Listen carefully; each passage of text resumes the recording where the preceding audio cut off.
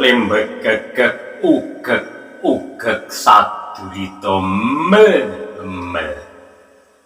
Sedulur, assalamualaikum warahmatullahi wabarakatuh. Alhamdulillah sedulur, taksih saged pinanggihan malih. Ugi kawula Kyai Lurah Semar saged marak sowan. Ugi saged maringi pawedhar dumateng para kadang para sutresna pandemen channel Angon Budayaja. Sedulur, kados padatan ing paugeran kini Kyai Lurah Semar dalah anak-anakku. Kuwi ana Bagong, go ana Gareng, ugi ana Petruk kantong bolong. Pilih lah ya padha sehat seger waras. Nggih alhamdulillah Rama nggih pangestune ing samangke kawula nggih taksih pinaringan sehat rahayu taksih saged nindakaken ibadah siam. Alhamdulillah nggih anak-anakku kabeh.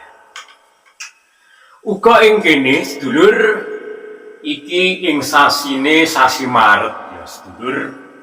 Iki Lurah Semar nginjak wulan Maret agi iso sowan, agi iso maringi kabar dalah ngilmu utawa penemu-penemu kaitane karo primbon weton, primbon dina saha primbon khususe wong Jawa ing bumi Nuswantara. Ya nyuwun ngapura lur ya ing Maret iki iso marak sowan senajan wis tanggal iki mau wis tanggal iki sampai lali yo Kyai Lurah Semar sejatine ya nyanding tanggalan lur yo iki mau dina Jumat iki lara salah wis tanggal malam Jumat lur yo wis tanggal 6 malam 7 Kamis 6 Jumate 7 pramila saka kuwi iki nggawa oleh-oleh saha nggawa pitutur luhur kanggo sedulur-sedulur kabeh ya kuwi daftar dina sing apik lur ya ngguwe primbon Jawa ing sasi Maret taun 2020. Kleresan iki mau Petruk wis kandha ing sasi bulan suci Ramadan ugi wis oleh nglakoni poso wis genep 6 dina dimulai saka dina Setu lur ya. Dadi dina sasi Maret iki kalebu dina sing istimewa, dina sing apik menurut tanggal sing wis tercetak saka para pinter, para ngalim, dipadhokne para budayawan.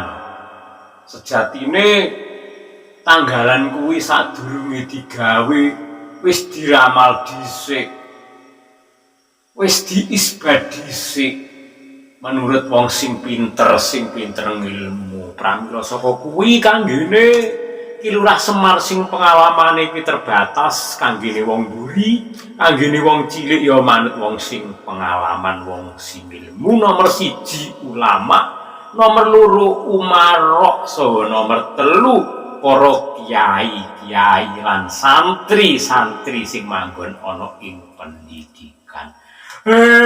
Kejaba kuwi lur ya dina sing paling apik. Sejatine dina kuwi ya apik kabeh. Nanging sing termasuke dina sing istimewa senajan sasi poso sing kena nggo hajatan. Nanging kanggene umat muslim lur ya.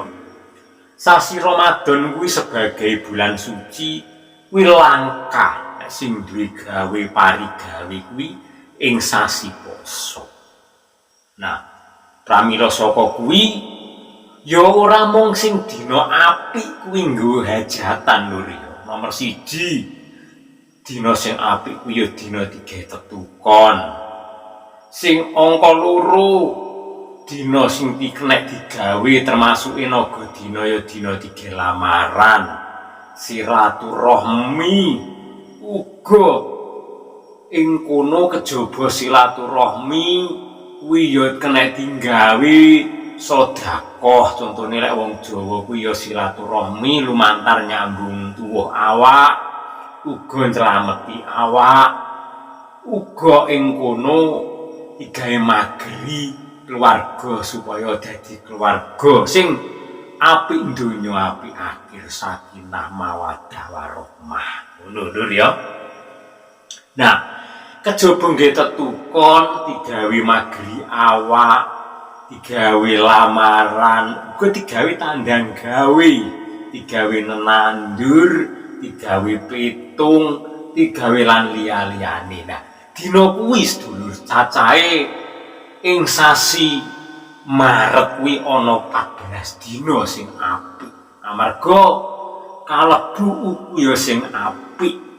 Mulai uku wukir, krantil, tolu, gumbrek, rigan. Nah, 5 uku kuwi wis kalebu ing sasi Maret.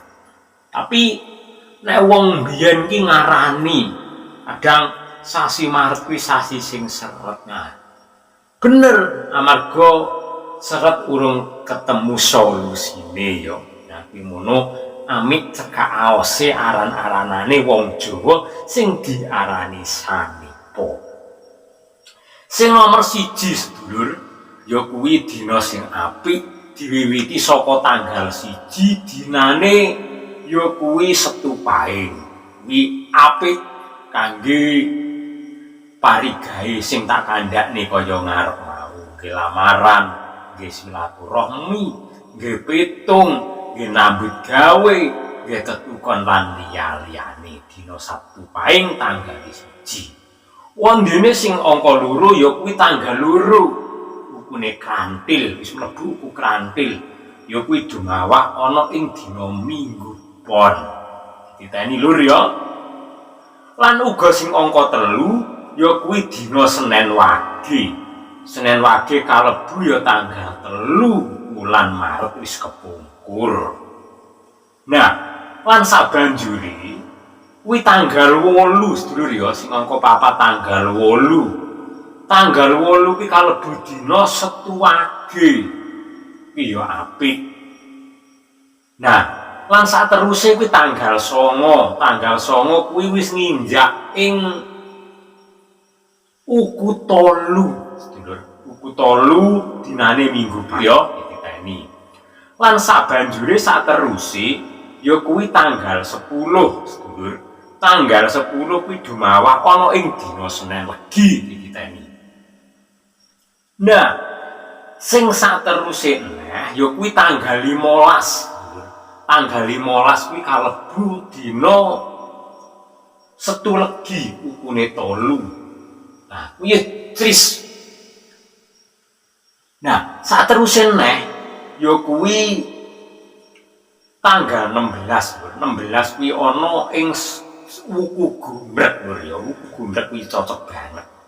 Amarga uku gumbrek kuwi kena diarani uku sing adem, ayem, tentrem. Kuwi diarani uku kebo, akeh udan ngono lho ya. Nah, kuwi dititeni. Nah, lan sateruse kuwi tanggal 18. Tanggal 18 dinane ya iku Selasa Wage. Ya apik. Nah, tanggal 22 sedulur, tanggal 22 ya ana ing uku gumbrek dinane Setu Pon. Kuwi ya apik. Tanggal 24 kuwi wis ganti uku. Ya iku uku gumbrek Wari Galit. Nah, Wari Galit ki kena diarani rigan.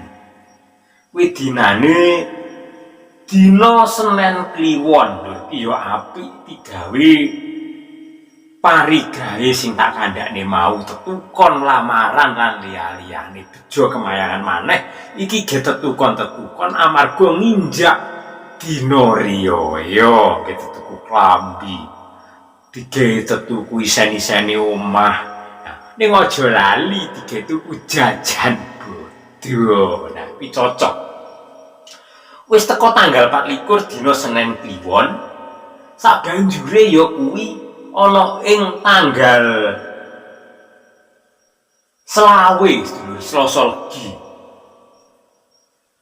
Temeka maneh temeka riyaya ya kuwi tanggal 30 Apik, tanggal 31 Apik dinane Minggu Legi diterusne Dumawah ana ing Senen Pahing. Nah kuwi 14 dina sing apik ana ing wulan Maret tahun 2020. Nah, jadi ini lho ya sing tak wacane cacahe 14 kumang dititeni. Ning aja lali. Dina kuwi kabeh apik ning awake dhewe wong urip kuwi loro badine. Ning sing kuwasa ya dikon milih jalan yang terbaik. Ngono lho ya. Iki Kiai Lurah Semar saha anak-anakku kabeh anggone paring dawuh, paring pawedhar ing wulan Maret ing dina iki dipungkasi Petro iki Rama nyuwun pamit gareng Bagong dalah dulur-dulur kabeh muga-muga iki bermanfaat ya. Kurang luwih Kiai Lurah Semar anggone matur awal hingga akhir nyuwun ngapura. Santen toya klapa cekap semanten atur kawula menawi lepat nggih nyuwun ngapura. Nggih, asalamualaikum warahmatullahi wabarakatuh.